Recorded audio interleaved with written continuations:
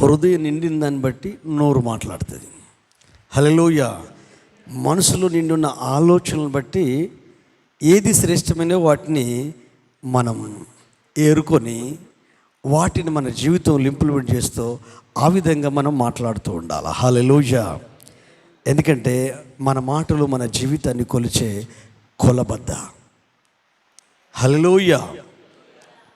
నువ్వు నీతిమంతుడవని, నువ్వు నిరపరాధివని, నీ మాటలు బట్టే నీవు తీర్పు తీర్చబడతావని యేసు ప్రభు బ్రతికున్న కాలంలో ఆయన పరిచయం చేస్తున్నప్పుడు ఆయన మాట్లాడాడు. హల్లెలూయా. మంచిది. గత వారం నుండి సిలువ ధ్యానాల గురించి మనం మాట్లాడుతున్నాం. అయితే అందరూ ఆలోచించినట్టు మనం ఆలోచించకుండా మన మెయిన్ ఏంటంటే సిలువ. హల్లెలూయా. సిలువ. సిలువ లేకపోతే విలువ లేదు. యేసు ప్రభు భూమి మీద ఉన్నప్పుడు మనతో చెప్పిన మాట ఏంటంటే, మీరు భూములను, జాగలను, ఇండ్లను, సమస్తాన్ని వదిలిపెడుతున్నారు నా కొరకు,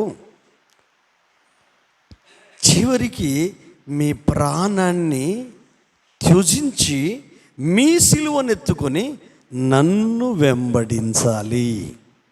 వెంబడించడం అంటే పని పాటలు బంద్ చేసి సైకిల్ సంకలు పెట్టుకొని పాశ్రయతో తిరుగుమన్నట్టు కాదు అక్కడ. హల్లెలూయా.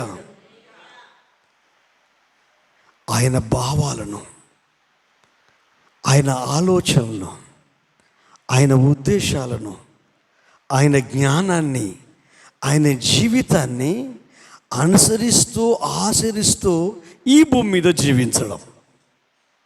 హల్లెలూయా. ఇప్పుడు సిలువలో యేసయ్య పలికిన ఒక మాట మనం ధ్యానం చేద్దాం. 34వ వచనం అందరూ చదవండి. 34వ వచనం.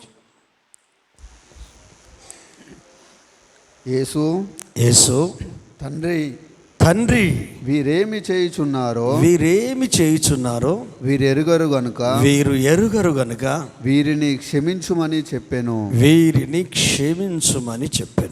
హల్లెలూయా. ఎలాంటి పరిస్థితిలో యేసయ్య ఉన్నాడు? సిలువలో ఉన్నాడు. భూమి మీద కానీ ఆకాశంలో కానీ లేడు. ఒళ్ళంతా ఊనమైంది. యేసు సిలువలో దాగిన విలువైన సత్యాలు గత దినాల నుండి ప్రతి చర్చిలో ప్రపంచమందంతటా ధ్యానం చేస్తున్నారు. ఆచారబద్ధంగా అలవాటు ప్రకారంగా కాకుండా ఆత్మ నడిపింపును బట్టి మనము ఆయన సిలువ మరణాన్ని ధ్యానిస్తున్నాం. యేసయ్యకు సీమోన్ అనే వ్యక్తి, పల్లెటూరు వచ్చే వ్యక్తి, ఆ సిలువను మోసే భాగ్యం ఇచ్చాడు. కొద్దిసేపు జస్ట్ ఉపశమనం. మీరు అన్ని సమస్యలతో సతమతమైపోతుంటే కొంచెం మీరు రెస్ట్ తీసుకోవడం 10 నిమిషాలు అని చెప్తే మీకు ఎంత నెమ్మది అనిపిస్తుంది. మీ కుటుంబ విషయాల్లో కానీ, ఆర్థిక విషయాల్లో కానీ, మీ పిల్లల విషయంలో కానీ. పిల్లలు బాగా అల్లరి చేస్తున్నారు అనుకో, 1-2 గంటలు నైట్ అంతా ఏడ్చి గందరగోళం అయిపోయింది, ఏం అర్థమైతే లేదు. ఫోన్ చేశారు 2 కవల పిల్లలు. చిన్న ప్రేయర్ చేశాను. ప్రేయర్ చేసిన 10 నిమిషాలకే ప్రశాంతంగా పడుకుంటున్నారు మీ బాబులు అని చెప్పాను. 2 కవల పిల్లలు కదా, 3 రోజుల నుంచి నైట్ అంతా ఏడుస్తున్నారట. అయితే ఎందుకో ప్రార్థన చేయించుకోవాలని ఆలోచన వచ్చింది. ప్రార్థన చేశాను. చేసి ఒక మాట చెప్పాను, 3 రోజుల నుంచి ప్రతి నైట్ ఏడుస్తున్నారు కదా తెల్లవారు వరకు, ఇప్పుడు నేను ప్రేయర్ చేస్తున్నా, 10 నిమిషాల్లో తగ్గిపోద్ది, నువ్వు తగ్గిపోయిన వెంటనే నాకు ఫోన్ చేసి చెప్పాలి అన్నాను ఆ చెల్లెతో. అంటే నిజంగా 10 మినిట్స్ వాళ్ళ భర్త టైం చూసిండట. నిజంగా అవుద్దా ఇది? 10 మినిట్స్ వరకు ఇద్దరు కామ్ అయిపోయి ఈ రోజు వరకు కూడా వాళ్ళు ఏడవట్లేదట. హల్లెలూయా. ఇది వినడానికి చిన్నదే, కానీ కన్న తల్లిదండ్రులకు నైట్ అంతా తెల్లవారు వరకు ఏడుస్తూ ఉంటే, గుక్కబట్టి ఏడుస్తూ ఉంటే ఊపిరాగి చచ్చిపోతారేమో. పిల్లలకు 3 మాసాలు కూడా నిండలేదు, 3 మాసాలు కూడా నిండలేదు. హల్లెలూయా. ఆ తల్లికి, ఆ తండ్రికి, అక్కడున్న కుటుంబ సభ్యులకు ఎంత వేదన ఉంటుంది. అంతకంటే వేదన ఆదివారం నాడు నాకు ఉంటుంది. హల్లెలూయా. ఆదివారం నాకు ఉంటుంది. హల్లెలూయా. ఎందుకంటే కొన్ని మాటలు మీ హృదయంలో పడాల, మీ మనసులో పడాల, మీ ఆలోచనలు విప్లవాత్మకంగా మార్చబడాల. దేవుడు మిమ్మల్ని తన కుడి చేత పట్టుకొని నిలబెట్టి నీ కుటుంబాన్ని నీ ద్వారానే కట్టాల. అది యేసయ్య ద్వారా జరుగుద్ది. యేసయ్య ద్వారా జరుగుద్ది. నార్మల్గా మనం జీవించొద్దు, నార్మల్గా మనం బ్రతకొద్దు. హల్లెలూయా. సిలువ భారము, మనం ఆయన భారాన్ని మోయడం అంటే ఆయన చెప్పినట్టు వినడమే, ఆయన ఆలోచన ప్రకారం జీవించడమే. ఆయన భూమి మీద ఉన్న దినాలలో విలువైన ముత్యాలు లాంటి సత్యాలు చెప్పాడు. సంతోషంగా ఉన్నప్పుడు ఎవరైనా వింటారు, బాధలో ఉన్నప్పుడు మీ పిల్లలు మీ మాట వింటారా? వాళ్ళు బాధలో ఉన్నారు, పర్సనల్ బాధలో ఉన్నారు, మీ మాటలు వింటారా?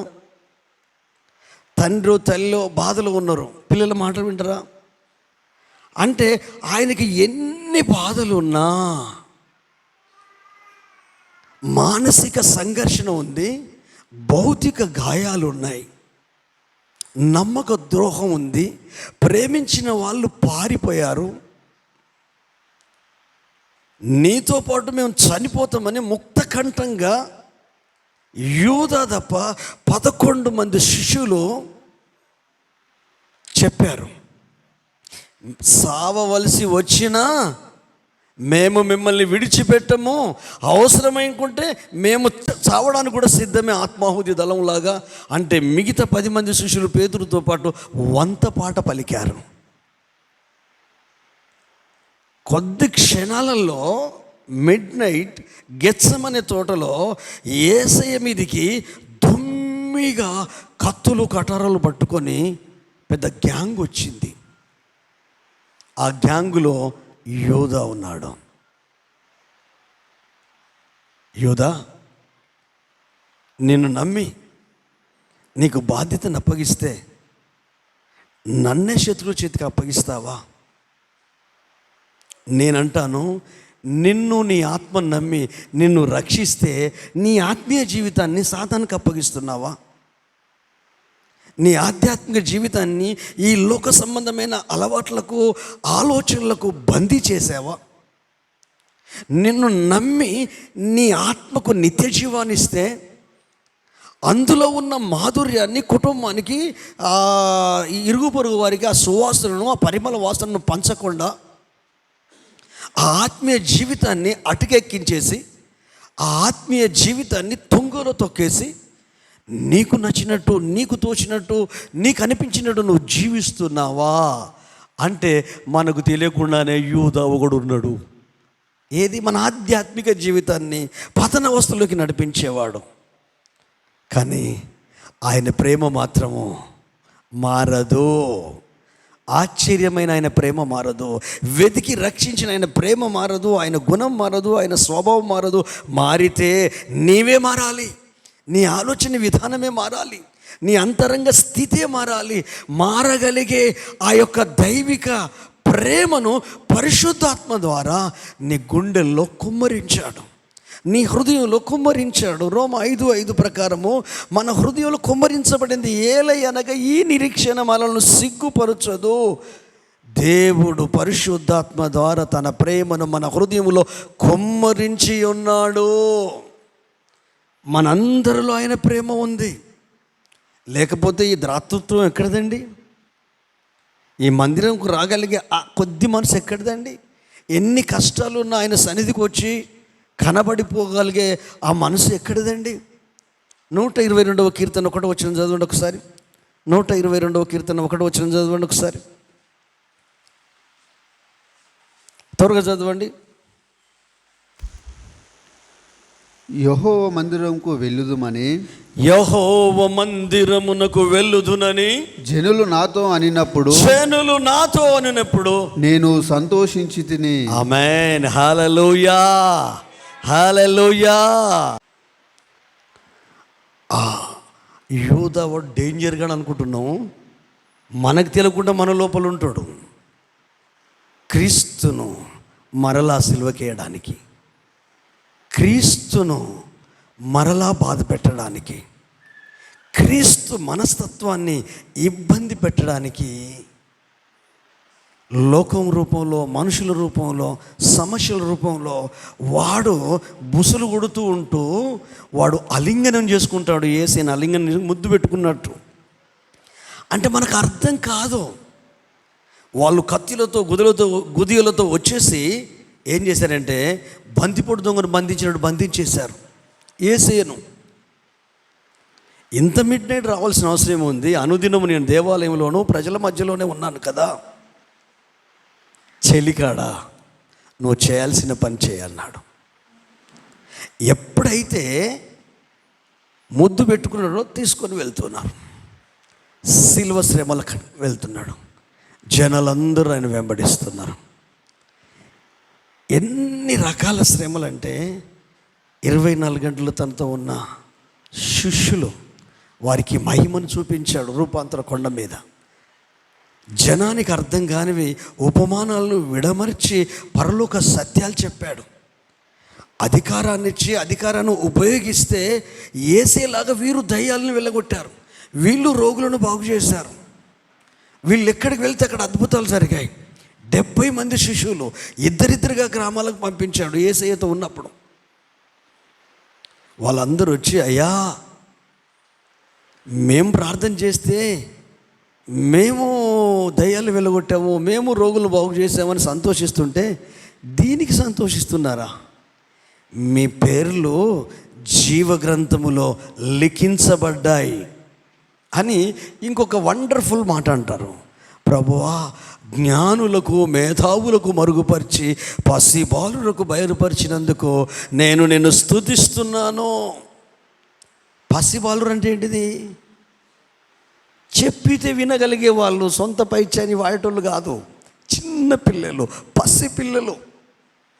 ఎవడు గొప్ప అంటూ ఉంటే సుశీల మధ్యలో ఉన్న గలిబిలు జరుగుతుంటే ఇలాంటి టేబుల్ మీద ఒక చిన్న పిల్లని నిలబెట్టి మార్పు నంది ఈ చిన్న బిడ్డల వంటి వారైతే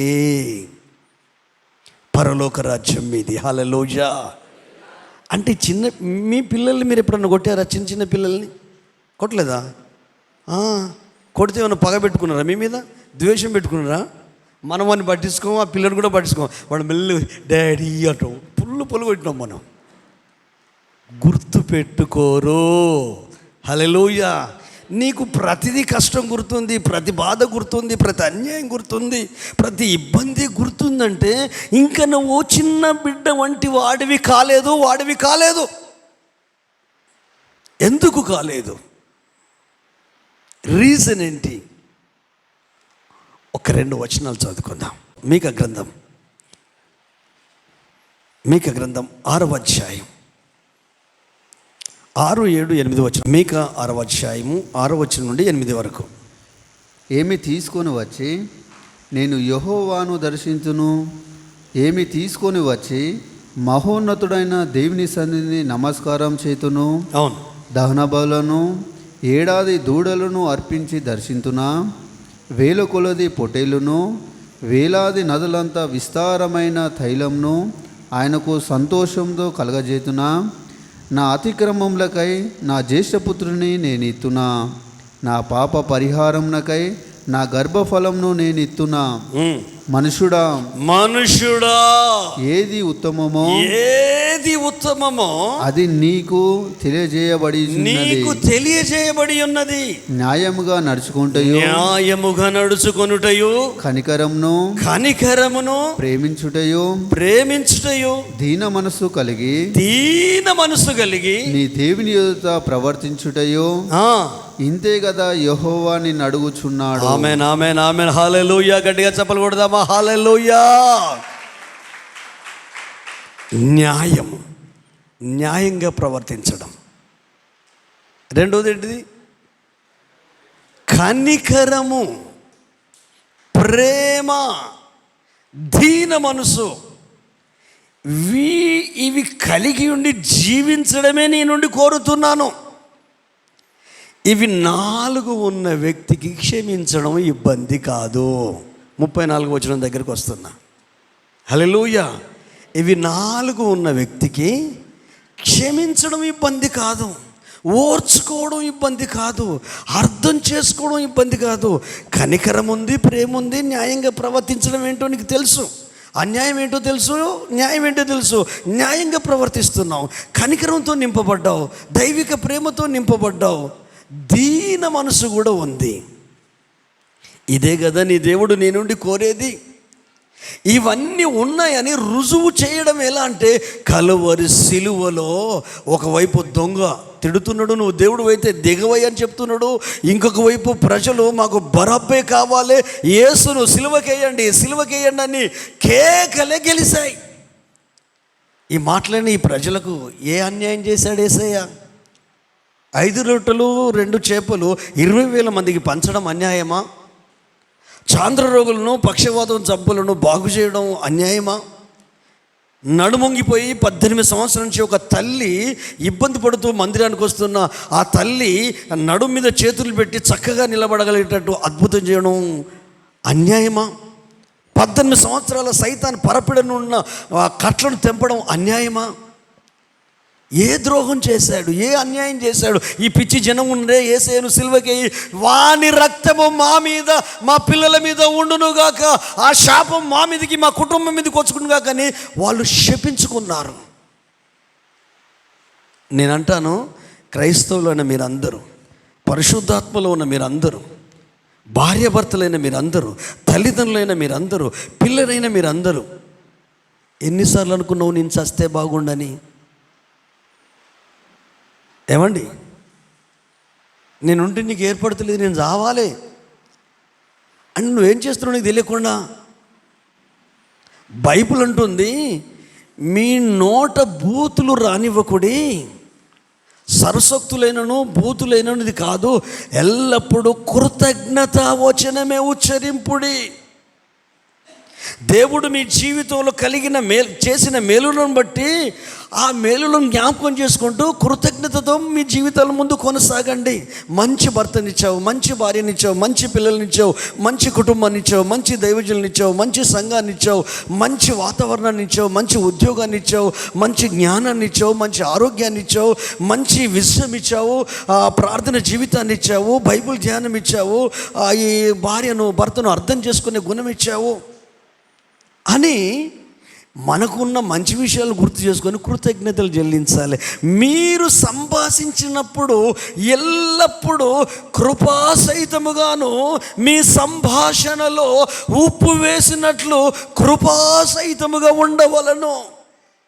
ఇవి మనం చదువుకోవడానిక, ఆచరించడానిక, మన జీవిత గమనంలో అనుసరిస్తూ జీవించడానిక?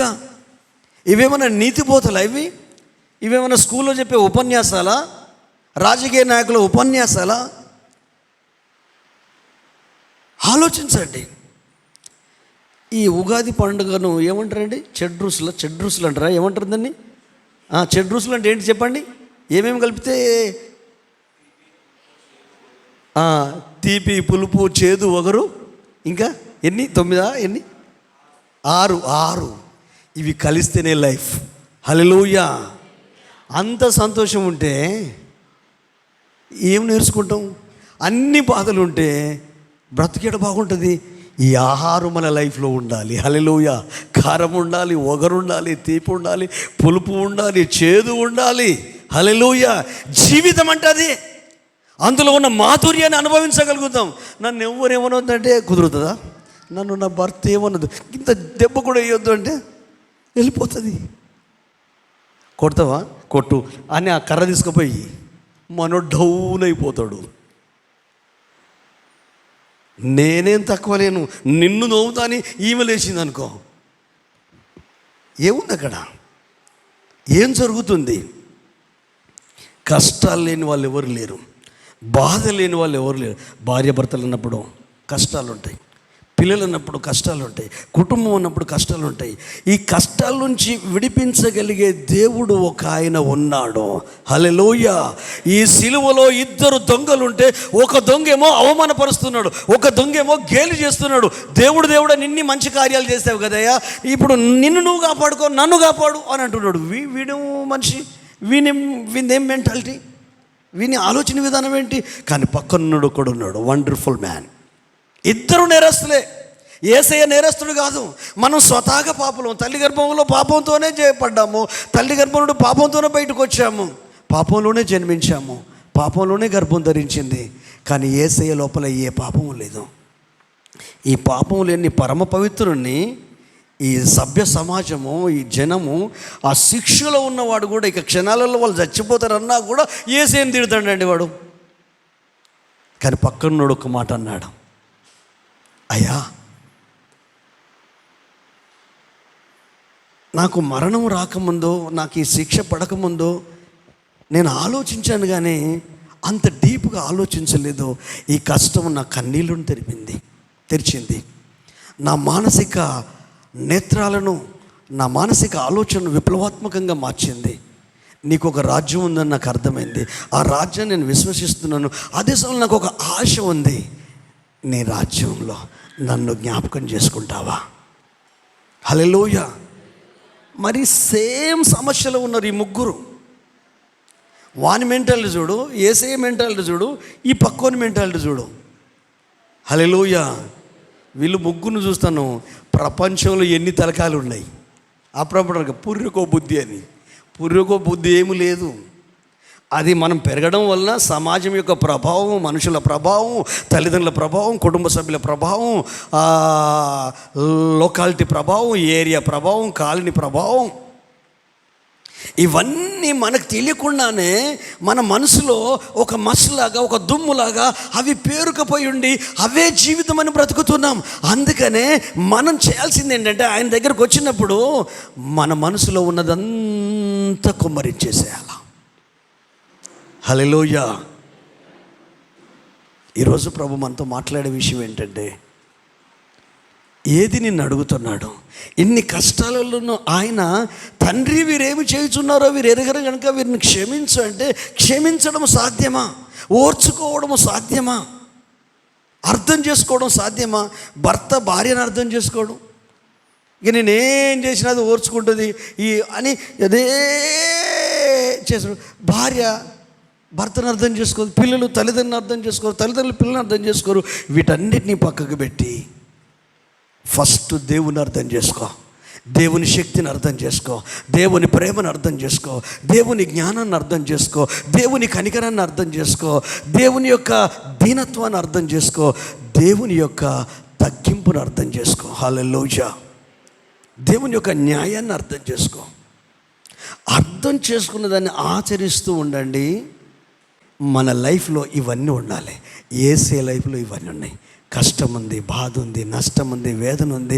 శరీరధారి అయి ఉన్న దినాలలో మహారోదనముతోనూ కన్నీళ్లతోనూ మరణము నుండి రక్షింపగల వానికి యాచనలు ప్రార్థనలు సమర్పించి అంగీకరించబడను. శ్రమల వలన విధేయత నేర్చుకునని హెబ్రీ గ్రంథకర్త చెప్తాడు.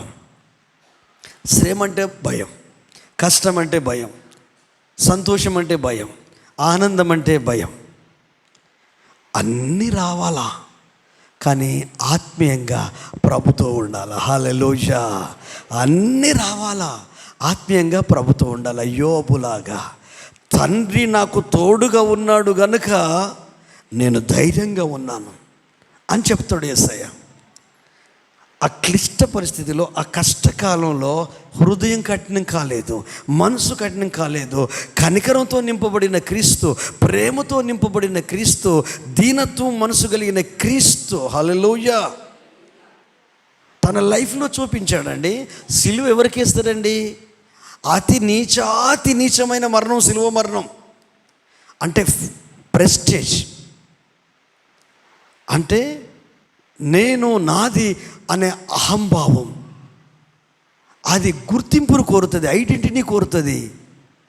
కానీ ఆ నీచమైన మరణం, ఫిలిప్పీ గ్రంథకర్త అంటాడు కదా, క్రీస్తు యేసును కలిగిన ఈ మనసును మీరు కలిగి ఉండుడి, ఆయన దేవునితో కూడా సమానంగా ఉండుట విడిచిపెట్టకూడని భాగ్యమని ఎంచుకొనలేదు, కానీ మనుషుడిగా పుట్టి దాసుడిగా తన రూపాన్ని మార్చుకొని రిక్త హస్తాలతో తన్ను తాను అనగా మరణము పొందునంతగా, అనగా సిలువ మరణం పొందునంతగా తన్ను తాను తగ్గించుకోవడం వలన ఆ సిలువ మరణంలో న్యాయం ఉంది, ఆ సిలువ మరణంలో దీనత్వం ఉంది, ఆ సిలువ మరణంలో కనికరం ఉంది, ఆ సిలువ మరణంలో ప్రేమ ఉంది. ఇవన్నీ ఉన్నాయి కనుకనే జీవితంలో ఆచరిస్తూ అనుసరిస్తూ జీవిస్తున్నాడు. కనుకనే 400 మంది ఉమ్ము వేశారు ముఖం మీద. కిరీటం పెట్టి నువ్వు యూదుల రాజువు కదా అని గేలి చేశారు. ఏది నీ అధికారం, ఏది నీ రాజ్యం ఏదని. హల్లెలూయా. కానీ దేనికి చెల్లించాలా? మనసు వీక్ అయిపోలా, డిప్రెషన్లకు లోనైపోలా. అన్యాయాన్ని గుర్తు చేసుకోకు, అవమానాన్ని గుర్తు చేసుకోకు, నిందను గుర్తు చేసుకోకు, బాధను గుర్తు చేసుకోకు, రోగాన్ని గుర్తు చేసుకోకు, కష్టాలను గుర్తు చేసుకోకు. వీటన్నిటికంటే మించిన యేసయ్య నీలో ఉన్నాడు గనుక ఆయన ప్రేమ, కనికరము, దీనత్వము, ఆయన న్యాయాన్ని ప్రేమిస్తూ జీవిస్తూ ఉంటే నీ లోపల దయ ఉంటుంది. ఎఫెసీయులకు రాసిన పత్రిక 4వ అధ్యాయము 32వ వచనం చదువుకుందాం. ఒకని ఎడల ఒకడు దయ కలిగి కరుణాహృదయులై క్రీస్తునందు దేవుడు మిమ్మును క్షమించిన ప్రకారము మీరును ఒకరినొకరు క్షమించుడి. ఆమేన్. ఏదో వేమన పద్యం ఉంటుంది చూడు, దయలేని ఇదేదో ఉంటుంది కదా.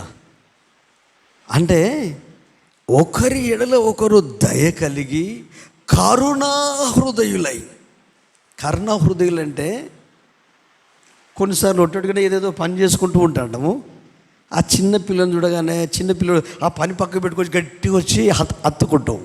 మీకు అనిపించింది అట్లా చేసుకున్నారా? మరీ పిలిచి హక్ చేసుకున్నారా? అదే కరుణ హృదయం అంటే ఇంకేం లేదు.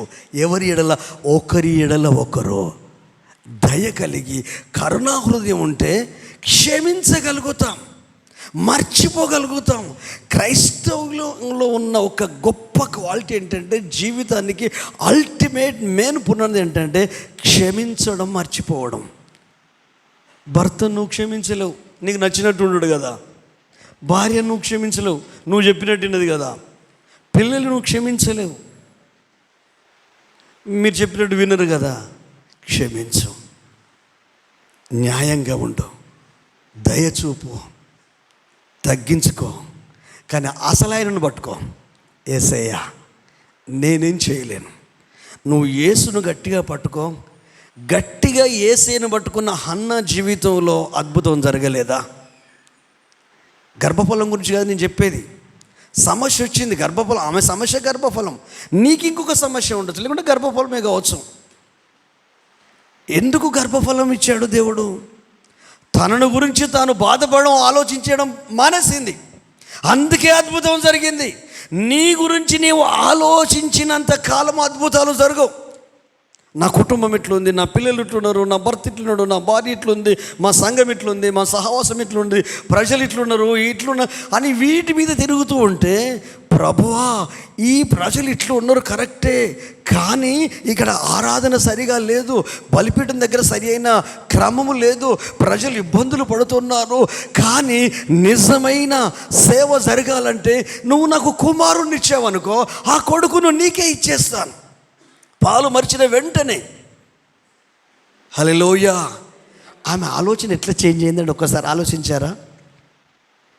ప్రతి సంవత్సరం వచ్చి ఏడ్చేది, భర్త 2 పాలు ఇచ్చేది, ఎవ్వరు మాట్లాడినా ఆమె ముఖమంతా పాలిపోయినట్టే ఉండేది. సంతోషం గుండెల్లో ఉండకపోయేది. ఎందుకంటే గుండె నిండా గాయాలు, మనసు నిండా గాయాలు. నువ్వు మంచిగా ఉన్న భార్యాభర్తలను చూసి మీ భార్యాభర్తలు బాధపడకండి, మంచిగా ఉన్న పిల్లలను చూసి నా పిల్లలు ఇట్లా ఎందుకున్నారు అనుకోకండి, మంచిగా ఉన్న సంఘాలను సహవాసాలను చూసి మా సంఘం ఇట్లున్న ఇవి బంద్ చేయండి. అన్నిటికీ మించిన మంచి మాదిరి యేసయ్య మంచోడు కదా. ఈమె చేసిన పని అదే. ఇంటి పరిస్థితులను చూడలేదు, భర్త ప్రేమను చూడలేదు, ఆ 2 పాలు ఇచ్చేది ఇవన్నీ చూడకుండా అక్కడ మందిరము దగ్గర ఉన్న ఆధ్యాత్మిక పరిస్థితిని చూసి తన ప్రార్థనను మార్చుకుంది. అయ్యా ఇక్కడ ఏలి వృద్ధుడైపోయిండు, ఏలి కొడుకులు పిచ్చి పిచ్చిగా ప్రవర్తిస్తున్నారు, మందిరం దగ్గర బలిపీఠం అర్పించాల్సిన అర్పణలను అది ఉడకక ముందే కొంకి కట్టెలతో ఆ మాంస ముక్కలు తీసుకుపోతున్నారు, ఆయాలు తీసుకుపో, పరిచర్యను పక్కకు పెట్టి తిండి మీద పడ్డరు, భోజనాల మీద పడ్డరు. కడిపే వాళ్ళకు దేవుడైపోయింది సేవకులకు అని వాళ్ళని విమర్శించలేదు, ఈ తండ్రిని విమర్శించలేదు, ఈ ప్రధాన యాజకుడు ఏలిని. ఎందుకంటే ఏలి వయసు పైబడింది, కూర్చున్న దగ్గర నుంచి లెగలేడు కనుక లావైపోయాడు. ఇంకా ఆధ్యాత్మిక స్థితిని గుర్తించి విమర్శిస్తలేదు, నేనేం చేయొచ్చు అని ఆలోచించింది, నన్నేం చేయమంటావు అని ఆలోచించింది. ఆ ఆలోచనలో ఉద్భవించిందేమో, ఈమెకు స్ఫురణకు వచ్చిందేమో, నాకు మగపిల్లోనిస్తే నీ సేవకు అప్పగిస్తా. హల్లెలూయా. అచ్చా, ఈయన ఈ ప్రార్థన చేసుకుంటున్నాడు ఈ వ్యక్తి, ఆ చర్చి పాస్టర్, ఏలి పాస్టర్ ఆమె ముఖాన్ని ఇట్లా చూస్తున్నాడు, ఆ పెదాలను చూస్తున్నాడు. చూస్తూ ఉంటే ఆయనకు చూశాడు, చాలాసేపు చూశాడు. ఇప్పుడు దుఃఖం ఉంటే కొంచెం మౌనంగా ఉంటాం కదండి, బాధ ఉంటే కొంచెం సంతోషం ఉండదు కదండి, ఎవరితో మాట్లాడడం కదా. నేను ఈమెనేమన్నా ఈయననేమన్నా నాతో ఎందుకు మాట్లాడు అని మనకి ఏవో ఆలోచనలు వస్తూ ఉంటాయి, ఎవరి ప్రాబ్లమ్స్ వాళ్ళకు ఉంటాయి. హల్లెలూయా. ఇప్పుడు నేనున్నా కదండి, నేను నా కుటుంబాన్ని అర్థం చేసుకోవాలి, మీ కుటుంబాన్ని అర్థం చేసుకోవాలి, నాకు 3 సంఘాలు ఉన్నాయి, సంఘ కుటుంబాన్ని అర్థం చేసుకోవాలి, 2 పిల్లలు ఉంటేనే గాయ గత్ర అవుతుంటారు. ఎన్ని రకాల పేరు అలిగినా నేనే తండ్రిని కదా, తల్లిని కదా, అలుగుతారు రకరకాలుగా, మానసికంగా, భావోద్వేగంగా, ఇటు ఫ్యామిలీ పరంగా, ఇటు కుటుంబ పరంగా, ఇటు సేవకుల పరంగా, సంఘ పరంగా, ఫైనాన్స్, ఎన్నో రకాల ప్రాబ్లమ్స్. ఇవన్నీ నిభాయించుకొని బతకాలంటే మిషనరీ సేవ మంచిది, సువార్థికుడి సేవ మంచిది, సంఘ కాపరి సేవ అది కష్టాలతో కూడుకుంది. ఇది అందరికీ అర్థం కాదు. ఆధ్యాత్మికంగా యేసు మనసును గట్టిగా పట్టుకున్న వాళ్ళకు ఆ ఎన్లైట్, ఆ ట్రాన్స్ఫార్మ్, ఆ రెవల్యూషన్, ఆ ప్రత్యక్షత కలిగిన వారికి అర్థమవుతాయి. హల్లెలూయా. ఒక్కసారి ఆలోచించు, మన లైఫ్లో, మన జీవితంలో నిజంగా ఆ ప్రత్యక్షత, ఆ అనుభవం, ఎన్ని అనుభవాలు, ఎన్ని సందర్భాలు, ఎన్ని సమయాలలో ఆయన కొరకే బ్రతకగలిగే అనుభవంలోనికి మీరందరూ వచ్చుదురుగాక. ఆయన కృప వెంబడి కృప పొందుకొని మీరు ఆశీర్వదించబడుదురుగాక. ఆత్మకార్యాలు మీ జీవితంలో జరుగునుగాక. ఎన్ని ఉంటాయండి మన లైఫ్లో, కానీ అసలు ఆయన మీతో ఉంటే, మీలో ఉంటే, ఆయనతో కలిసి నడుస్తూ ఉంటే, ఈ నడిచే ఈ అనుభవంలో నుండి నువ్వు ఆధ్యాత్మికంగా అత్యున్నతమైన అనుభవంలోకి ఎదుగుతావు. అది కావాలి మనకు. ఇన్ని సమస్యలలో కూడా ఆయన తండ్రి వీరేమి చేయుచున్నారో వీరెరుగరు గనుక వీరిని క్షమించు అన్నాడు. దయ ఉంటేనే కదా, కనికరం ఉంటేనే కదా, ప్రేమ ఉంటేనే కదా, కరుణ హృదయం ఉంటేనే కదా ఒకరినొకరు క్షమించుకోవడం. ఈ క్షమాపణ అనేది పవర్ఫుల్ వెపన్ అండి. మొన్న మధ్యకాలంలో 24వ తారీఖు జరిగింది. ప్రవీణ్ పగడాల గొప్ప దైవజనులు, మీ అందరికీ తెలుసు. ఆయన మాట్లాడే తీరి, అర్థం చేయించే విధానం, ఒక గొప్ప విజ్డమ్ ఉన్న వ్యక్తి. 2 సంవత్సరాల క్రితం అమెరికాలో ఒక మంచి ఇల్లు అనుకున్నాడు, మంచిగా కుటుంబంతో కలిసి బ్రతకాలని. సొంత స్విమ్మింగ్ పూల్, అక్కడంతా విశాలమైన స్థలంలో ఉంటుంది క్యాంపస్, ఒక ఇంటి క్యాంపస్. ఎందుకో ఏమో అమ్మేశాడు. 2 ఇయర్స్ తర్వాత అమ్మేసి ఇండియాకి రావాలనుకున్నాడు. అక్కడ ఉన్న వాళ్ళు ముఖ్యులు అన్నట, ఎవరైనా చాలామందికి అమెరికా డ్రీమ్స్ ఉంటుంది, ఇక్కడనే సెటిల్ అయిపోవాలి, పౌరసత్వం సంపాదించుకోవాలనుకుంటున్నాను. అంటే నా డ్రీమ్ ముందు ఇది నథింగ్ అన్నాడట. దానికంటే గొప్ప డ్రీమ్ ఉంది. ఆ డ్రీమ్తోనే ఇండియాకి వచ్చాడు. హైదరాబాద్లో ఉండి ఆయన పరిచర్య చేస్తున్న దినాల్లో అది 100% మర్డర్ అని చెప్తున్నారు. భయంకరమైన ఉత్కంఠత, ఇప్పటికీ తెర దించే పరిస్థితే లేదు. మిస్టరీగా మారింది. శవం ఇంటికి వచ్చింది హైదరాబాద్కు దగ్గరికి. వాళ్ళ భార్య జెస్సికా ప్రగాడాల. ఆమె ఏమందో మీరు వినుంటారు. ఏమని ఉంటుంది? నేను పగ తీర్చుకోను, నేను వారిని క్షమించేస్తున్నా, నాకు కేసు పెట్టడం ఇష్టం లేదు. ఎలా సాధ్యం అండి? ఎలా సాధ్యం? భార్య ఏమంటేనే భర్త అసలే మాట్లాడు, భర్త ఏమన్నట్టే భార్య మాట్లాడదు, పిల్లలు ఏమనంటే వాళ్ళు ఒక రకంగా చూస్తారు, తల్లిదండ్రులు ఏమంటే వాళ్ళకు సుక్కలు చూపిస్తారు, సంఘంలో ఏమన్నా అయితే వాళ్ళకు నరకాన్ని చూపిస్తారు. ఏంటి? ఎక్కడున్నాం? ఏ సమాజంలో ఉన్నాం? ఇప్పుడు జంతువు అది పచ్చిమాంసం తింటాయి కదా, ఈ నక్కు ఇంకేదన్నా వచ్చి అది కొంచెం తినడానికి తీసుకుంది అనుకో అంటాడు, అది నాది ఎందుకు ముట్టుకున్నావు అని. అది మూర్ఖం. మనం మనుషులం. ఏడ్చారు, కన్నీళ్ళు కార్చారు, పిల్లలు కూడా ఏడ్చారు, ఒక బాబు 2 పాపలు. కానీ ఒక వీడియో ఇలా పొద్దున ఆమె పిఏ ఒక మాట చెప్పిందండి, నాకు కూడా చాలా ఇది అనిపించింది. ఏంటి తెలుసా అండి?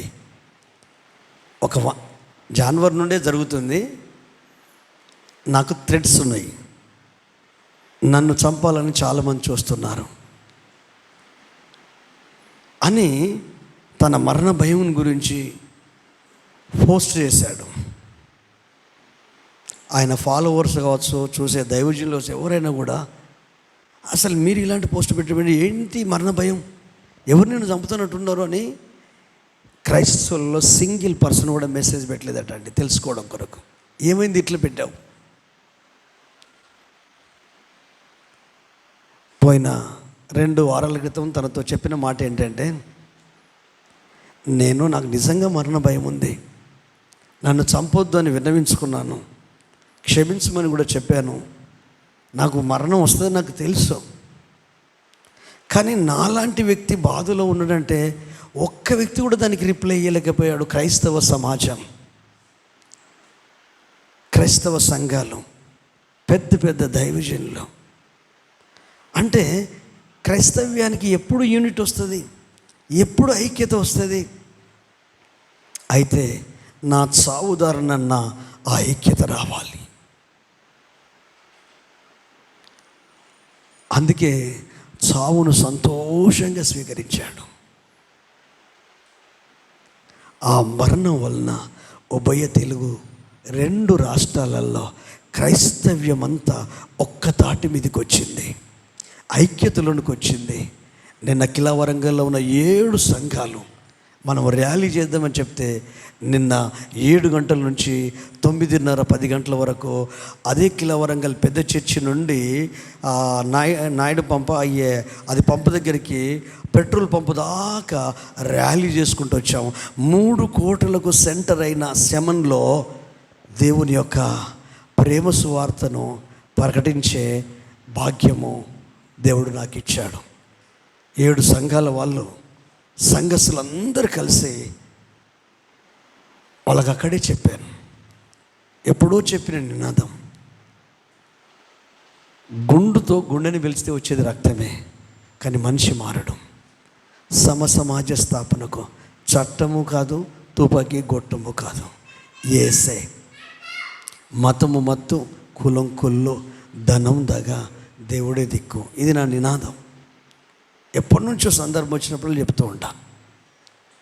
మనిషిని మనిషిగా ప్రేమించగలిగింది యేసు, మనిషిని మనిషిగా చూడగలిగింది యేసు. ఈ మతాలు మనుషులు పెట్టుకున్నాయి, కులాలు మనుషులు పెట్టుకున్నాయి, ప్రాంతాలను బట్టి, జ్ఞానాన్ని బట్టి, హెచ్చు తగ్గులను బట్టి ఎక్కువ కులం తక్కువ కులం 2 కులాలు, ఆడకులం మగ కులం.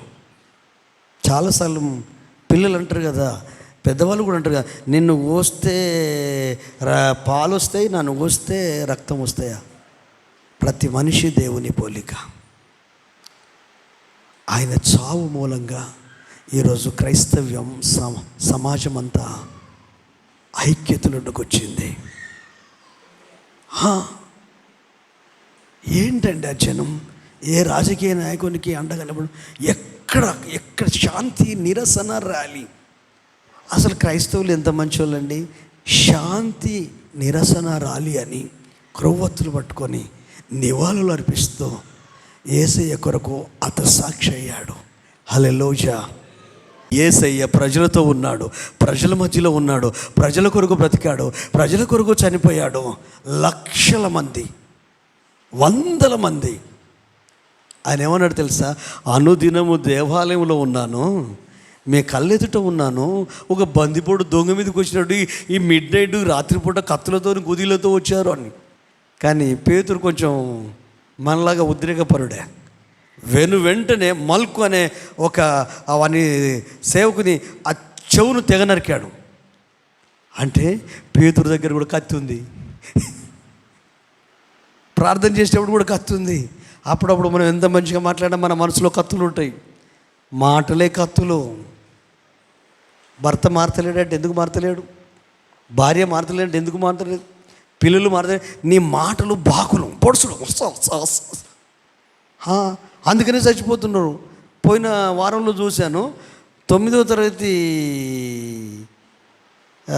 పాప, 10వ తరగతి బాబు, జోకులు, వీళ్ళిద్దరే పిల్లలు జోకులే మాట్లాడుకున్నారు. ఏగతాలు చేశాడు వీడు అన్న చెల్లెను, 9వ తరగతి పాపను, వీడు 10వ తరగతి, ఒక 1 year తేడా. నైట్ పూట అమ్మ నాన్న వాళ్ళ గదిలో వాళ్ళు పడుకున్నారు, వీళ్ళ స్టడీ రూమ్లో వీళ్ళు ఉన్నారు.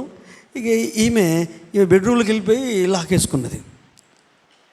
కొద్దిసేపు అయిపోయింది. ఇప్పుడు జోకులు ఏమని అనుకుంటే బాధపడతామండి. కొన్నిసార్లు జోక్ కూడా కొన్నిసార్లు ప్రమాదమే. అందుకే బైబిల్ చెప్తుంది, సరసోక్తులైనను, బూతులైనను, డబుల్ మీనింగ్ మాటలైనను ఉచ్చరించొద్దు, ఇది పరిశుద్ధులకు తగింది కాదు. ప్యానుకు ఊరేసుకొని పిల్ల చచ్చిపోయింది రీసెంట్లీ. ఈ పిల్లలు ఎట్లా తయారు, సున్నిత మనసుకులు అయిపోయారు పిల్లలు, ఆడపిల్లలు కానీ మగపిల్లలు. అరే దేనికి చావోలో దేనికి చావద్దో తెలియదు. అంటే ఈ బ్రెయిన్ ఏమైపోయింది, డమ్మీ అయిపోయింది. టేప్ రికార్డులు, కంప్యూటర్ కాదు అది. టేప్ రికార్డ్ అంటే ఏంటిది? మనం ఏం పలికితే అది అవుతుంది. క్యాసెట్ కంప్యూటర్ అంటే ఇప్పుడు అదొక హ్యాప్ వచ్చింది, గ్రోక్. మొత్తం నువ్వు ఏ సమాచారం ఇట్లా కొడితే దానికి సంబంధించి మొత్తం క్షణాలలో అసలు వెంటనే మనం ఆలోచించుకోవడానికి కూడా అవకాశం వచ్చేస్తున్నాడు.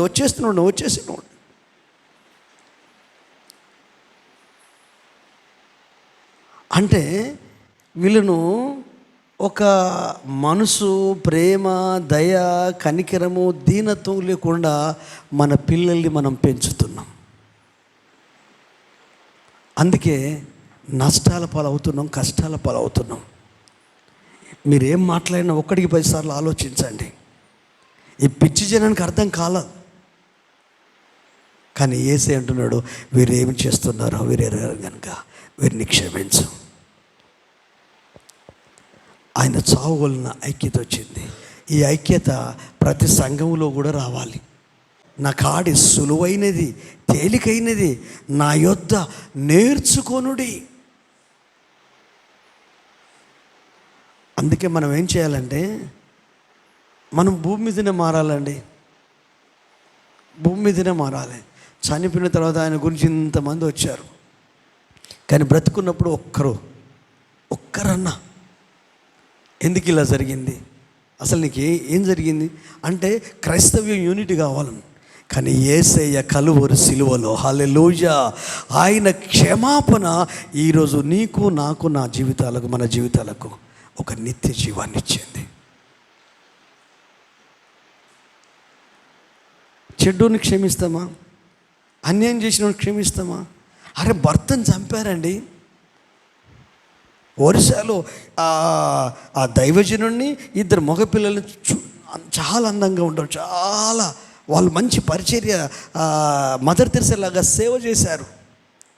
ఆ ప్రాంతంలో దారాసింగ్ అనే వ్యక్తి ఆ కారులో పడుకొని ఉంటే పెట్రోల్ పోసి ఊరంతా వికటాటాసం చేస్తూ రాక్షసత్వం చూపిస్తూ చంపారు అతి దారుణంగా. కానీ తన భార్య, తన కూతురు, మేము వారిని క్షమిస్తున్నాం. చిన్న చిన్నదానికే భార్యను క్షమించలేకపోతారు, భర్తను క్షమించలేకపోతారు, పిల్లల్ని క్షమించలేకపోతారు. ఇల్లు నరకంగా మార్చుకుంటున్నారు మీరే. ప్రేమను పెంచండి, తగ్గించుకోండి, అర్థం చేసుకోండి. ఇంటిని కట్టుకోవడం కొరకు ఎలా ముందుకెళ్ళాలో ఆలోచించండి. సంతోషంగా ఉండాలంటే ఏం చేయాలో ఆలోచించండి. హన్నా చేసిన పని అదే కదా. అన్ని ప్రాబ్లమ్స్ మధ్యలో, అన్ని ఇబ్బందుల మధ్యలో, అంత గందరగోళం మధ్యలో తన గురించి తను ఆలోచించినంతసేపు ఏడుస్తుంది, ఉపవాసం ఉంది, భోజనం చేయట్లేదు, అలిగింది, భర్త మీద అలిగింది. భర్త ఊకే బతిలాడుతున్నాడు, అరే నేను ప్రియమైన వాడిని కదా, నేను ఆ పనికిరాని దాన్ని చూసుకుంటలేను కదా, నీకే 2 పాలిస్తాను కదా, నువ్వే నాకు ఇష్టము కదా అని ఎన్ని మాటలు చెప్పినా ఈ మనసుకు తృప్తి లేదు. ఎందుకు? ఈ మనసు నిండా అన్యాయం ఉంది, ఈ మనసు నిండా నమ్మక ద్రోహం జరిగింది ఉంది, ఈ మనసు నిండా చేదు ఉంది. ఆ చేదు ఉంటే మందిరంలోకి వచ్చి నువ్వు మందిరంలో కూడా నువ్వు అదే బాధతో ఉంటే ఏంటండి? నువ్వు ప్రభుని నమ్ముకున్న బిడ్డవు కదా, ప్రభు మందిరానికి వచ్చే కుమారుడు కుమార్తె కదా, నీ పిల్లలకు నువ్వు నేర్పాలండి. నేను చెప్తున్నాను, స్కూళ్ళు కాలేజీలో ఏది నేర్పదండి, తల్లి తండ్రి పిల్లలకు నేర్పాలండి. హల్లెలూయా.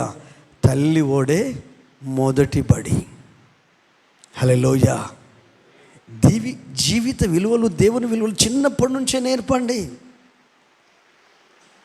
చూసుకొని మురుసుడు కాదు, దైవిక విషయాల్లో స్ట్రిక్ట్గా ఉండండి, దేవుని విషయాల్లో స్ట్రిక్ట్గా ఉండండి. ప్రేమ ఉండాలి, ఆ స్ట్రిక్ట్లో క్రమశిక్షణలో ప్రేమ ఉండాలి, క్రమశిక్షణలో దయ ఉండాలి, క్రమశిక్షణలో న్యాయం ఉండాలి, క్రమశిక్షణలో దేవుని ఆత్మ ఉండాలి.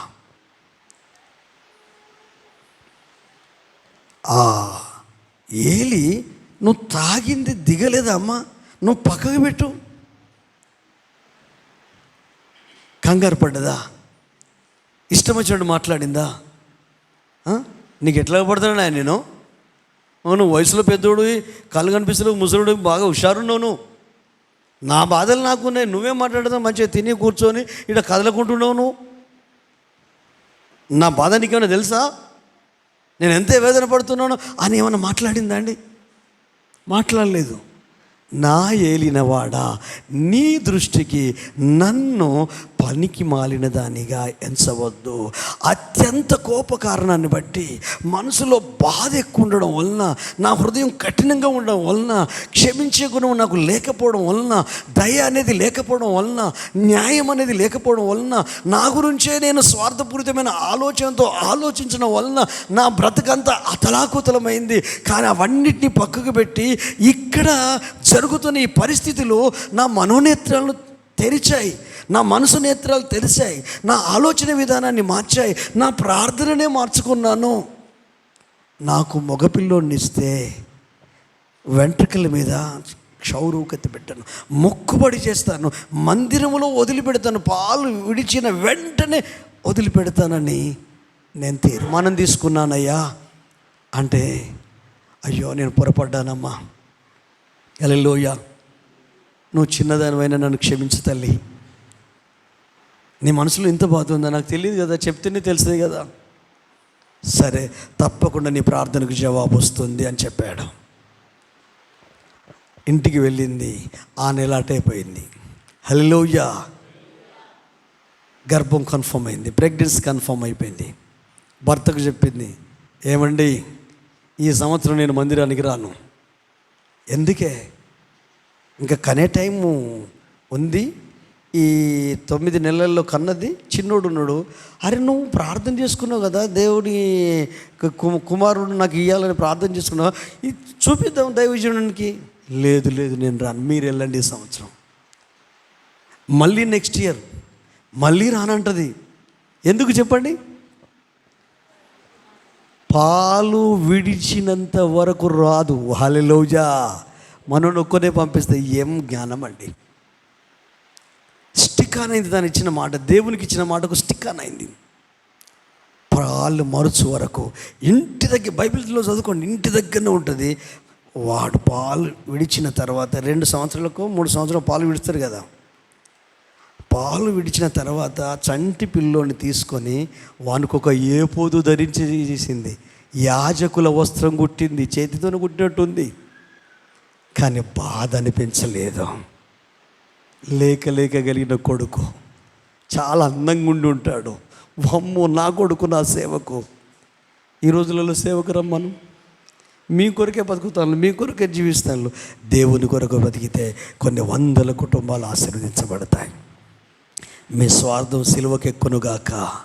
మిమ్మల్ని మీరు ప్రేమించుకునే విధానంలో నుండి యేసయ్య సిలువ శ్రమను అనుభవిస్తూ క్షమించగలిగి, భరించగలిగి, ఓర్చుకోగలిగి నీ సిలువనెత్తుకొని ఆయన సిలువ మార్గంలో ఆయన కొరకు నడిపించబడదుగాక.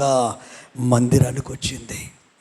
పిల్లోడికి ఎన్ని నేర్పించిందో పొట్టలో ఉన్నప్పుడు, బయటికి వచ్చినప్పుడు. ఎందుకంటే తల్లి ఆలోచనతోనే పిల్లలు పెరుగుతారండి.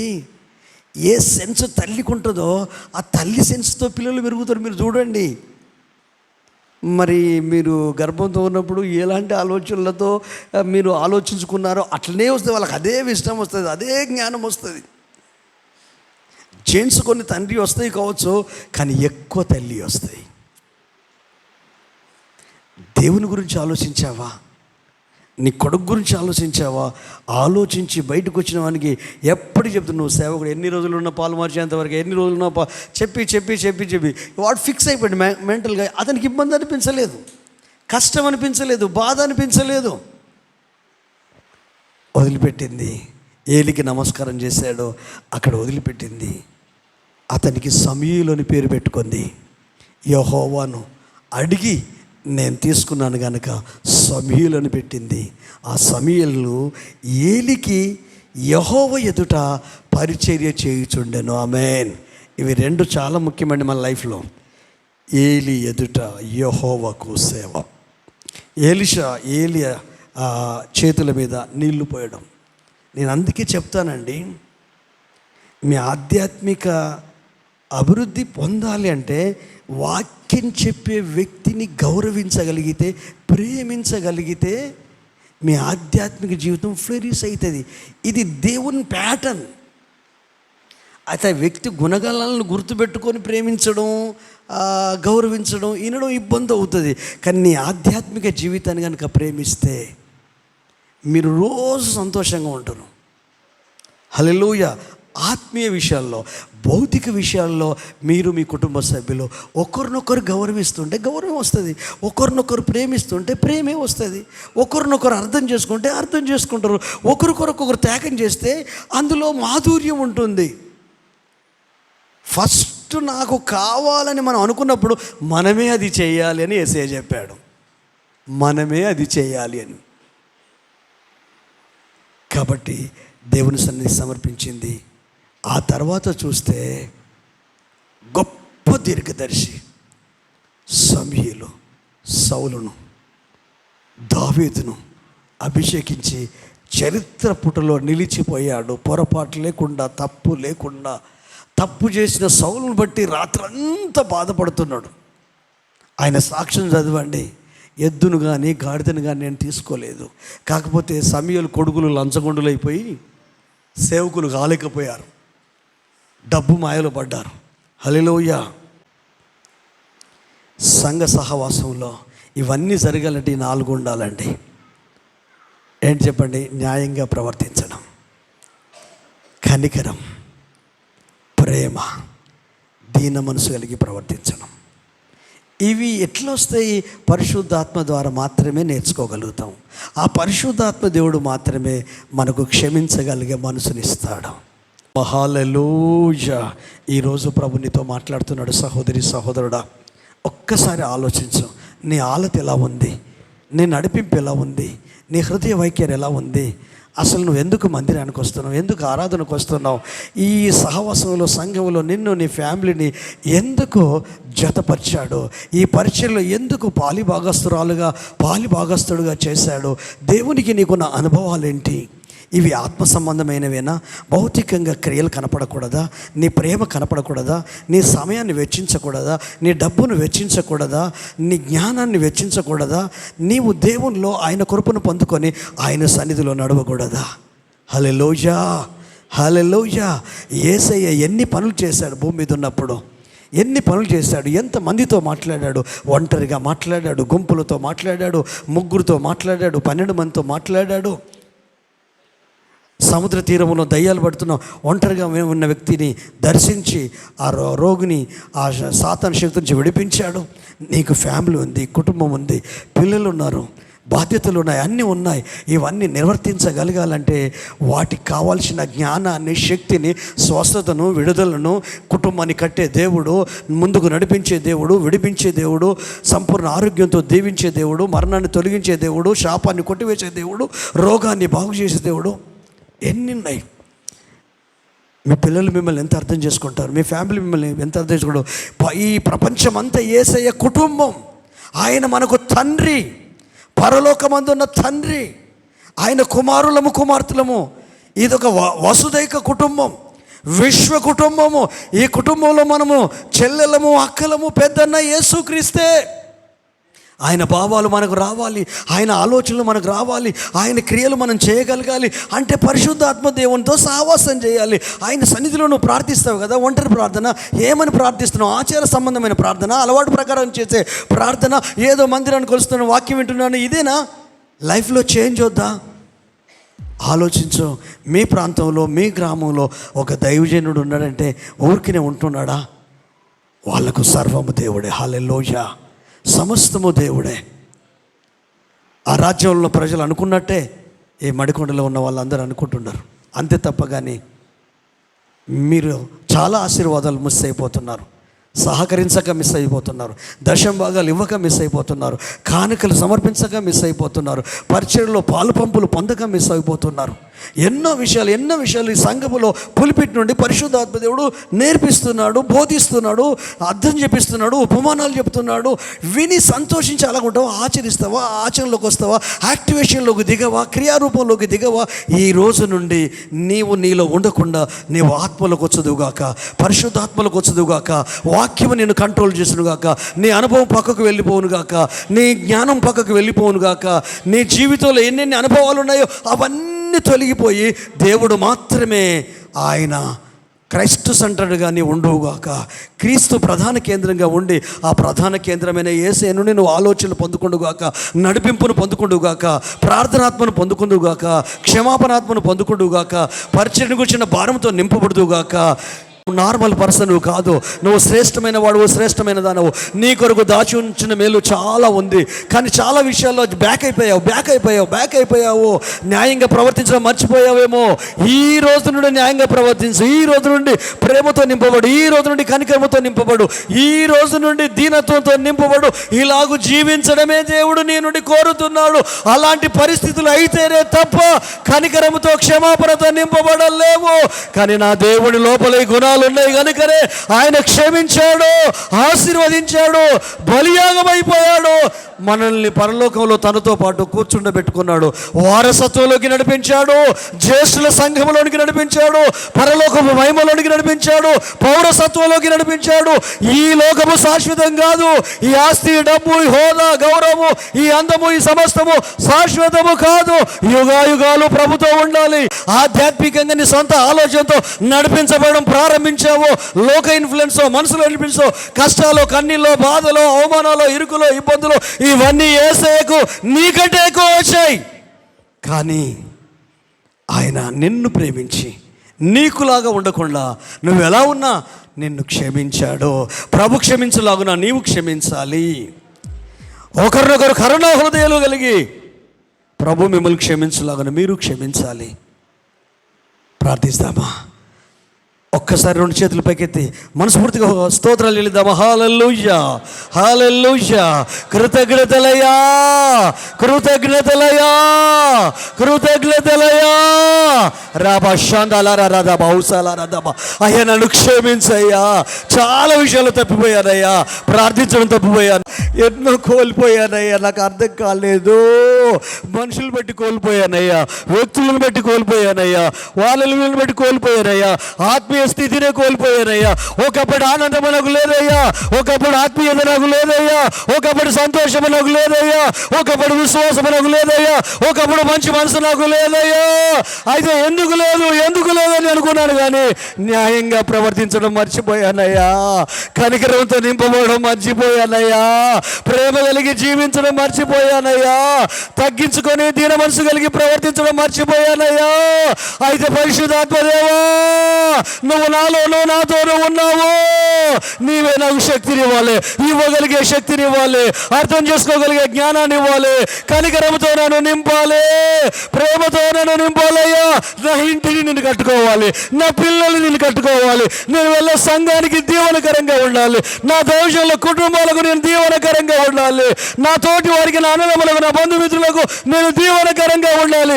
నా ద్వారా ఆశీర్వాదమే రావాలి, మాట చేత కానీ క్రియ చేత కానీ యేసయ్య మీ నామం మహిమపరచబడాలి, మీ ఆత్మకార్యాలే జరగాలయ్యా అన్న జీవితాన్ని ముందుంచి, యేసయ్య శిలువ త్యాగాన్ని ముందుంచి, క్షేమాపణలో ఉన్న మహత్తును మీరు బయలుపరిచి నన్ను మమ్మల్ని బలపరిచారు. ఇదిగో ఇక్కడ ఉన్న తీర్మానం తీసుకున్న ప్రతి బిడ్డలు మీరు దీవించాలి, క్రియారూపంలో వాళ్ళ లైఫ్ కనపడగలగాలి, మీ ఆత్మకార్యాలు జరుగునుగాక, కృప కలుగునుగాక. నాతో మాతో ఇక్కడ ఉన్న ప్రతి ఒక్కరితో నువ్వు మాట్లాడావయ్యా. కృతజ్ఞతలు తండ్రి, యేసు నామములో అడుగుతున్నాం తండ్రి, ఆమేన్.